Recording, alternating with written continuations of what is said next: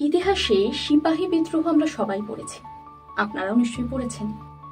কিন্তু এতদিন পর একটা গল্পে অভিনয় করতে গিয়ে এই সিপাহী বিদ্রোহের সময় এবং তার পরবর্তী সময়ের নির্মমতা আরো বেশি করে চোখে পড়ল। একদম বনিশা ঠিক বলেছেন।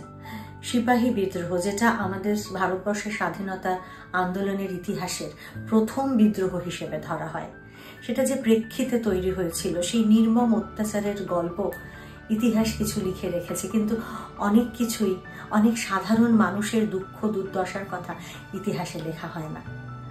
বড় কথার আড়ালে অনেক ছোট ছোট ইমোশন, আবেগ, অনেক মানুষের অনেক কিছু হারানোর গল্প ইতিহাস তুলে ধরে না। কারণ ইতিহাস সমষ্টির গল্প বলে, ব্যক্তির গল্প নয়। ব্যক্তির গল্প তুলে ধরেন আমাদের সাহিত্যিকরা তাদের গল্পে, উপন্যাসে, তাদের মনের সবটুকু আবেগ, ভালোবাসা, দুঃখ মিশিয়ে।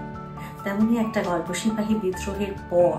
এই গল্প আপনাদের মনে হতে পারে এটাতে কোনো ঐতিহাসিক চরিত্র নয়, এটাতে কোনো ঐতিহাসিক ঘটনা নয়, কিন্তু ওই যে বললাম, একটা ঘটনা, একটা ভয়াবহ সময়ের মধ্যে থেকে একটা খণ্ডচিত্র।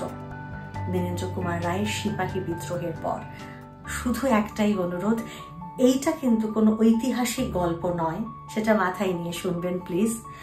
আর একটা কথা, তা বলে এইটা ঐতিহাসিক প্রেক্ষিত এর অস্বীকার করা যায় না।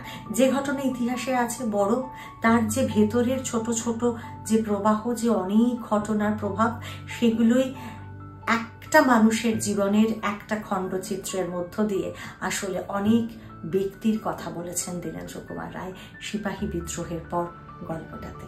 আমাদের ইতিমধ্যে নাচার গল্পে চলে এসেছে, প্লিজ আরেকবার শুনে দেখুন।